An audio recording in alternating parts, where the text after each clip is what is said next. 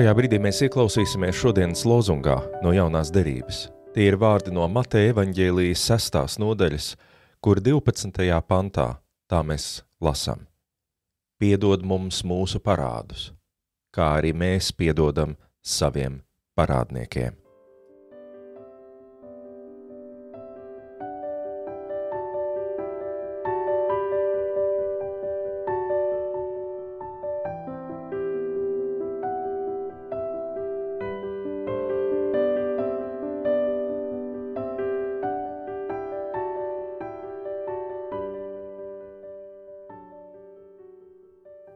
Visvarenais un mūžīgais Dievs, mūsu mīļais debesu Tēvs, šajā brīdī, kad mēs atkal esam Tevis paši sapulcināti kopīgai lūkšanai, laikam, kurā mēs paceļam savas sirdis uz Tevi, mēs gribam atcerēties to, par ko runā Kristus šodienas lozunga vārdos.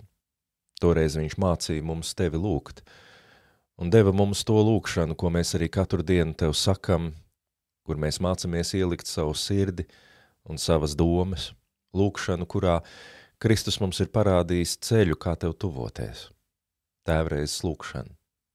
Un tajā viņš cita starpā piemin to, kas ir visas mūsu ticības stūra akmens. Mēs to skaidri gribam šajā brīdī apzināties un atcerēties, un arī vienlaikus Tev pateikties par to. Jo mūsu ticība ir balstīta nevis tajā, ka dzirdējuši labus norādījumus, baušļus un noteikumus mēs cilvēki spēsim paši savā spēkā to visu savā dzīvē izmainīt, sakārtot, salabot. Tāpat nav vienkārši jauna iespēja, ko Tu mums dod, bet visa pamatā ir Tava milzīgā žēlastība, pacietība un piedošana. Kristū, Tu mums parādīji ceļu, mums, grēcīgiem cilvēkiem, kas tik bieži ievainojam citus un sevi, tik bieži grēkojam un novirzamies no tā ceļa, ko Tu mums rādi. Cilvēkiem, kuriem jau aiz muguras ir tik daudz aplamību, ka nepietiek mūsu spēka un laika to visu salabot, izlabot, vērst par labu.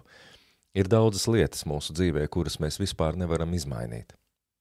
Un ja šajā pasaulē valdītu tikai un vienīgi dzelžains cēloņu un seku princips, ja katram no mums būtu pilnā mērā jānes atbildība par visu, ko mēs daram, arī Tavā priekšā, tad mums nevienam nebūtu nekādas patiesas cerības vai miera. Tad visa mūsu dzīve un varbūt pat visa mūžība būtu par mazu. Jo tanī brīdī, kad mēs kādam nodaram sāpes, lai ko mēs pēc tam darītu, to mirkli mēs vairs nevaram atcelt. Bet Kristū, Tu esi mums rādījis kādu citu ceļu, kur Tu paņem uz sevi mūsu grēku sekas, visu to, ko mēs esam izdarījuši, un ar savu neierobežoto varenību un spēku Tu spēj to visu vērst par labu. Jā, mūsu vietā, vienkārši apžēlojoties par to parādu, kas mums ir Tavā priekšā. Kā Jēzus to mums stāstīja vienā no līdzībām, ka šis parāds ir tik milzīgs, ka nav nekādu cerību, ka mēs varētu to atdot. Un tāpēc Tu neliec mums to nomaksāt. Tiem cilvēkiem, kas negrib izlīgt ar Tevi un citiem, tiem, protams, atliek tikai un vienīgi sastapties ar savas rīcības sekām.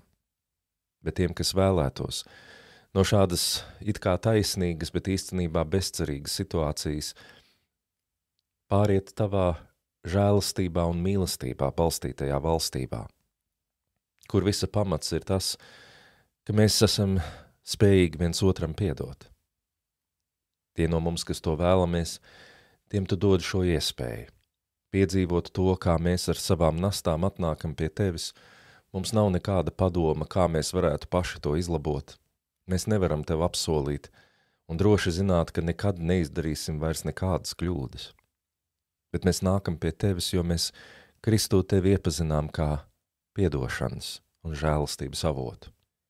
Mēs nākam pie Tevis, un Tu mūsu nastas paņem prom no mums. Un tas ir milzīgi svarīgs, milzīgi dziedinošs, patiesībā vienīgais dzīvību un dziedināšanu nesošais mirklis, kur mēs Tev atzīstam savas vainas un pretī saņemam nevis bardzību, bet Tavu mīlestību un piedošanu. Bet tā ir Tava valstība, piedošanā balstīta. Un tāpēc katru dienu, kad mēs Tevi lūdzam, mēs atceramies par šiem Kristus vārdiem, kur viņš aicina arī mums piedot citiem, tāpat kā tu esi piedevis mums. Jo tiešām, tava valstība ir nevis, ka tikai mums katram atsevišķi piedod, bet tā ir valstība, kurā valda savstarpēja pacietība, žēlastība un piedošana.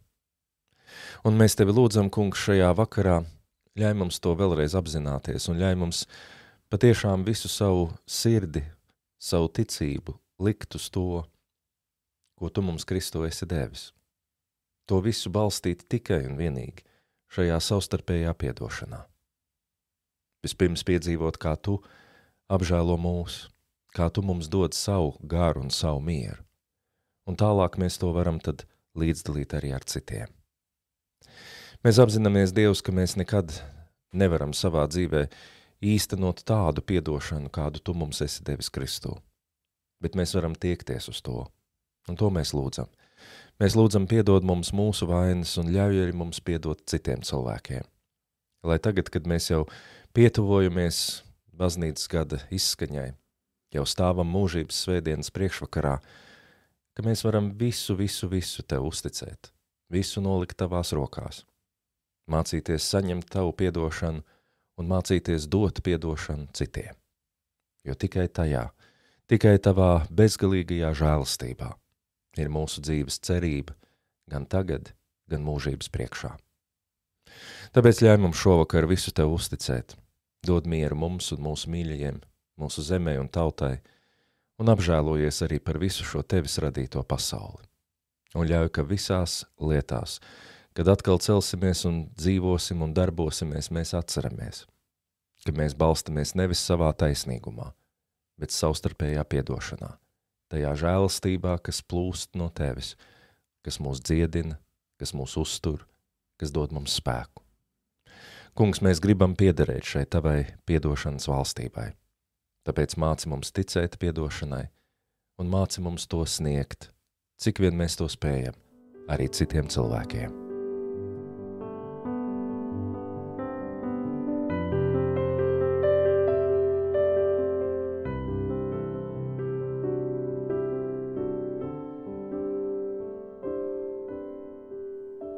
Bet pāri visam citam, mēs lūdzam tevi tā, kā tavs dēls mums ir mācījis.